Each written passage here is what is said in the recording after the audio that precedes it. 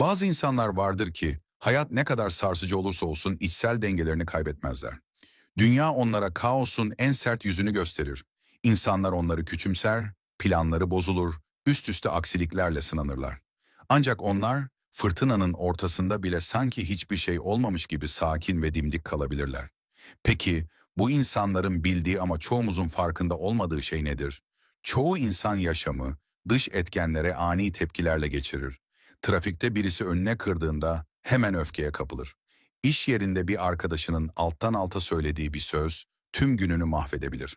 Tanımadığı birinin tuhaf bir bakışı bile içini kemiren güvensizlik duygusunu tetikleyebilir. Ama ya bu zincirden kurtulmak mümkün olsaydı? Ya hiçbir insanın, hiçbir olayın ya da dışsal gücün seni etkilemesine izin vermeyeceğin bir noktaya ulaşabilseydin? Carl Jung'a göre çoğu insan dış dünyadan gelen etkilere değil, kendi içlerindeki çözülmemiş çatışmalara tepki verir. İnsanlar dünyanın kendilerine bir şey yaptığına inanırlar. Oysa gördükleri yalnızca kendi içsel yaralarının yansımalarıdır. Gerçek şudur, dış dünyadaki hiçbir şey, içimizde ona tutunacak bir zemin bulmadıkça bizi etkileyemez. Eğer biri sana aptalsın dediğinde öfkeleniyorsan, bu sözün bir yerlerde seni gerçekten tanımlayabileceğinden, endişe ettiğindendir. Eğer görmezden gelinmek seni incitiyorsa, bu hala onaylanmaya duyduğun ihtiyaçtan kaynaklanıyordur. İki insan aynı olayla karşılaştığında bambaşka tepkiler verebilir. Çünkü mesele başımıza ne geldiği değil, iç dünyamızda neyle yüzleştiğimizdir.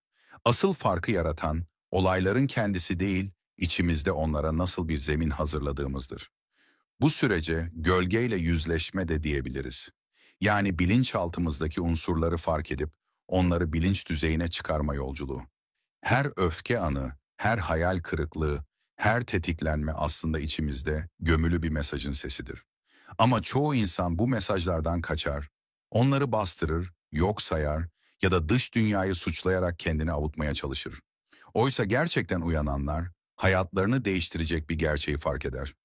Dış dünya, iç dünyanın bir yansımasından ibarettir. Bu farkındalık geldiğinde insan kendi gerçekliğini şekillendirme gücünü eline alır.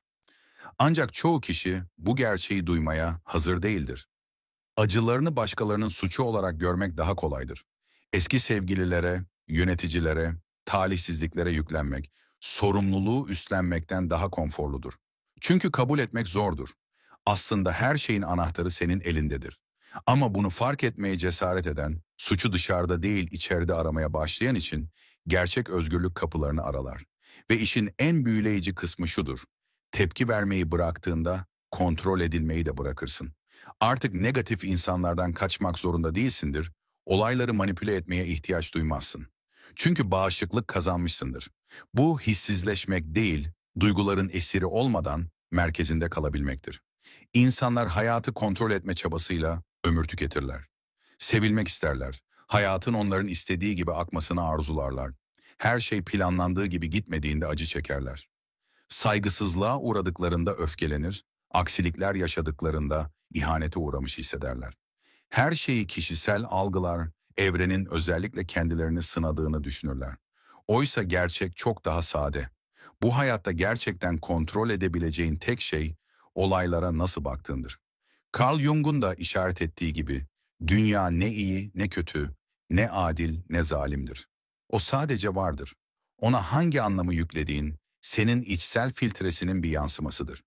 Ve işte bu farkındalık dönüşümün başladığı yerdir. İki kişi aynı olaydan geçebilir. Bir ayrılık, maddi bir kayıp ya da beklenmeyen bir başarısızlık. Ama biri bu deneyimle yere serilirken, diğeri içinden güç bularak bunu bir dönüşüm fırsatına çevirir. Aralarındaki fark ne? Algıları. Carl Jung'un o çarpıcı sözü burada devreye girer. Bilinç dışı, bilinçli hale getirilene kadar hayatını yönetecek ve sen buna kader diyeceksin. Bu söz aslında şunu anlatır. İnsanlar, başarı, ilişkiler ya da kendi değerleri hakkında içten içe kendilerini anlattıkları hikayelerin farkına varmadıkça, hayat karşısında otomatik ve tepkisel davranmaya devam ederler. Zannederler ki hayat başlarına gelir. Oysa olan biten, içsel dünyalarının bir yansımasından ibarettir. İşte burada kritik bir gerçeklik saklıdır. Dışarıyı kontrol etmeye çalıştıkça, onun seni kontrol etmesine daha çok alan açarsın. Birinin sana değer vermesine ihtiyaç duyduğun anda o kişiye gücünü teslim etmiş olursun. Belirli bir sonuca tutunduğun anda o sonuç seni yönetir.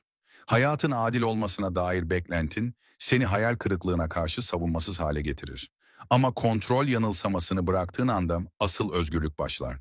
O zaman onaylanma ihtiyacının, başarısızlık korkusunun ve her şeyi kendi senaryona göre şekillendirme çabasının yükünden kurtulursun. Gerçek anlamda güçlü insanlar, her şeyi kontrol edenler değil, kendi içsel dünyasına hakim olanlardır.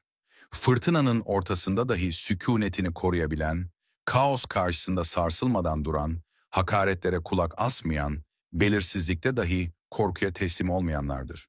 Çünkü onlar çoğu insanın fark edemediği bir şeyi keşfetmişlerdir. Kontrol dediğimiz şey bir yanılsamadır ve onu bırakabildiğin anda gerçek güce ulaşabilirsin. İşte burada çarpıcı bir paradoks ortaya çıkar. İşlerin illa senin istediğin gibi gitmesine ihtiyaç duymazsan, çoğu zaman işler zaten yoluna girer. İnsanların ne düşündüğünü umursamayı bıraktığında daha özgüvenli hissedersin. Başarıyı kıskıvrak yakalamaya çalışmayı bıraktığında fırsatlar kendi yolunu bulur. Direnç göstermeyi bırakıp hayatın akışına uyumlandığında her şey sanki olması gerektiği gibi şekillenmeye başlar. Bu yalnızca bir felsefi bakış açısı değildir. Aynı zamanda bilimsel bir gerçektir. Bilişsel psikoloji ve sinir bilimi ister insanları, ister sonuçları ya da düşüncelerini kontrol etmeye çalış, neyi bastırırsan onun daha çok direnç ürettiğini ortaya koyuyor. Yani bazen en büyük güç bırakabilme cesaretinde saklıdır. İşte bu yüzden aşkı umutsuzca arayanlar çoğu zaman onu kendilerinden uzaklaştırır. Başarısızlıktan korkanlar farkında olmadan kendi ayaklarına takılır. Kontrole sımsıkı tutunanlar ise genellikle en çaresiz hissedenlerdir. O halde asıl soruyu sormak gerekir. Hayatı tepkisel mi yaşıyorsun, yoksa algının ipleri senin elinde mi? Çünkü dış dünyada olup biten hiçbir şey, sen ona içsel bir bağ sunmadıkça seni etkileyemez. Bunu fark ettiğinde hayat bambaşka bir gerçeklik gibi görünmeye başlar. Adeta oyunun kuralları değişir.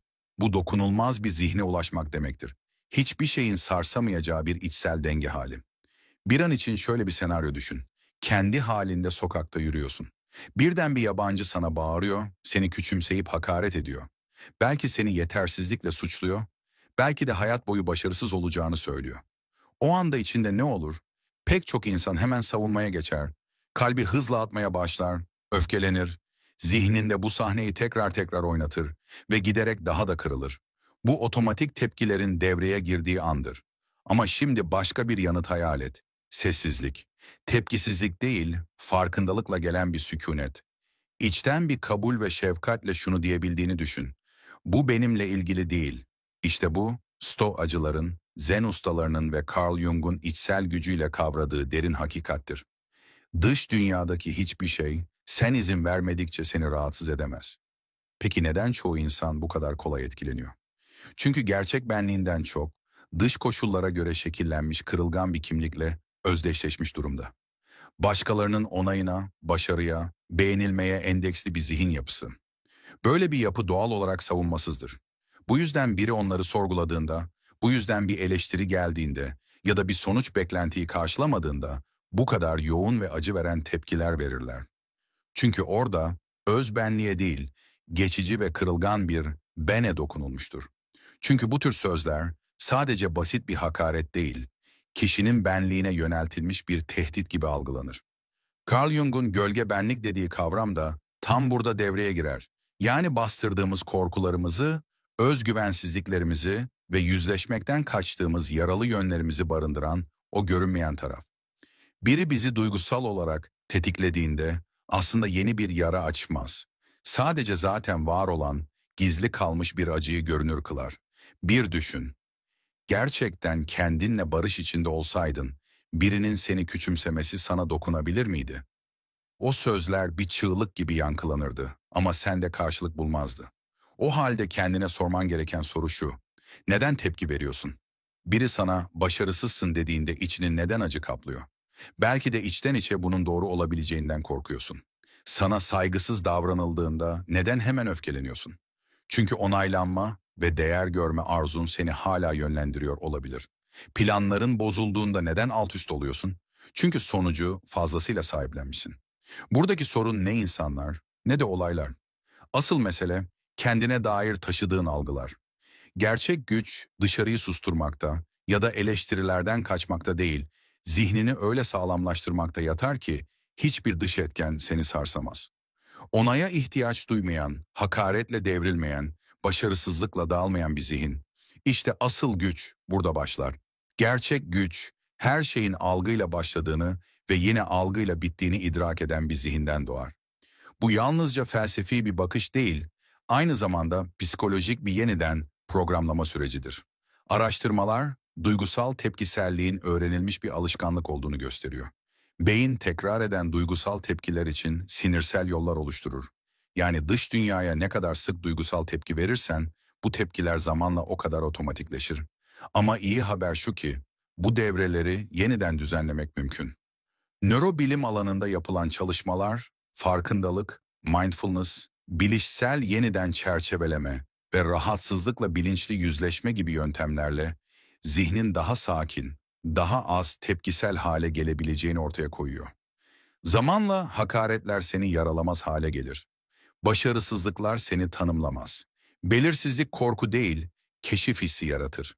Ve işte o an gerçek dokunulmazlığa ulaşırsın. Çünkü dünya değil, sen değişmişsindir. İnsanoğlunun tuhaf bir yanı vardır. Tepkilerinin dünyaya yönelik olduğunu sanır. Ama aslında kendi içindeki çözülmemiş hikayelere tepki verir. Bir düşün, biri sana hakaret ettiğinde, kelimeler hançer gibi saplandığında, asıl acıyı nerede hissediyorsun? Kelimelerde mi? Hayır. Acı, senin o sözlere verdiğin anlamda saklıdır. Acı, zihninin derinlerinde taşıdığın, farkına bile varmadığın eski yaralarda yankılanır. Carl Jung bu gerçeği çok iyi anlamıştı. Bir keresinde şöyle der, başkalarında bizi rahatsız eden her şey kendimizi anlamamıza yardımcı olabilir. Bu çoğu insanın kabul etmek istemediği sert ama aydınlatıcı bir gerçektir.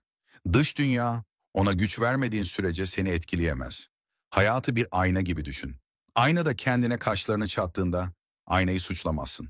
Çünkü o sadece seni yansıtır. Ama insanlar ya da olaylar seni tetiklediğinde aynanın yansımasını değil, aynayı kırmaya çalışırsın. Aslında iç dünyan dışa yansımaktadır ama biz bu bağlantıyı görmeden başkalarını suçlamayı seçeriz. Asıl soru şudur, dışarıdaki şeylere neden bu kadar çok güç veriyoruz? Cevap basit. Çünkü kimliğimizi dış dünyaya bağlamışız. Başkalarının onayına, sahip olduklarımıza, fikirlerimize, sonuçlara tutunmuşuz. Ve onlara bağlandıkça onlara mahkum oluruz. Peki ya bu oyuna hiç katılmasaydın? Ya tepki vermek yerine yalnızca gözlemleyen olsaydın? Unutma, bağımsızlık duyarsızlık değildir. Dokunulmazlıktır. Duyguların gelip geçen birer misafir olduğunu, asıl varlığın ise onları gözlemleyen farkındalık olduğunu idrak etmektir. Bir fırtınayı düşün. İçine girersen savrulursun. Ama uzaktan izlersen gücünü fark edersin. Zihin de aynen böyledir. Tepkiyi bıraktığında hayatın kontrolünü yeniden eline alırsın. Şimşekler çakar, rüzgar uğuldar, etraf sallanır. Ama tüm bu kaosun ötesinde gökyüzü hala oradadır. Dokunulmamış, sarsılmamış, sakin. Sen işte o gökyüzüsün, fırtına değil. Bu yüzden gerçek güç dış dünyayı kontrol etmeye çalışmakta değil, onu nasıl algıladığını fark edip şekillendirmekte yatar. Ve en güzel tarafı şu, tepki vermeyi bıraktığında gerçekliğe etki etmeye başlarsın. İnsanlar bunu hisseder. Seni sarsamazlar, yönlendiremezler, huzurunu bozamazlar. Çünkü artık enerjinin ipleri senin elindedir. Peki bu dokunulmazlık haline nasıl geçilir? İşte şimdi bunu keşfetmenin zamanı. Zihinsel bir devrimle başlar bu süreç. Hayatın boyunca aslında dış dünyaya değil, yalnızca zihninin dünyayı nasıl yorumladığına tepki verdiğini fark etmekle. Bir düşün, iki kişi aynı anda aynı olayı yaşar. Sokakta biri onlara çarpar. Birisi aldırmaz, yoluna devam eder. Diğeri bunu kişisel algılar, saatlerce öfke içinde dolaşır. Olay aynıdır ama verilen tepkiler tamamen farklıdır. Çünkü tepki, olayın kendisine değil, onun zihin filtresinden nasıl geçtiğine bağlıdır. Carl Jung'un sıkça vurguladığı gibi, hepimiz bastırdığımız yönlerimizle, gölgemizle yaşıyoruz. İçimizde reddettiğimiz, yüzleşmekten kaçındığımız yanlarımız vardır. Ve en çok da bu bastırılmış parçalar bizi yönetir. Bazı kelimeler neden bizi bu kadar çabuk tetikler? Bazı insanlar neden sadece varlıklarıyla bile içimizi rahatsız eder? Çünkü onlar hala sahiplenmediğimiz bir yanımıza dokunuyordur. Sarsılmaz bir insan olmak, duyguları bastırmak demek değildir.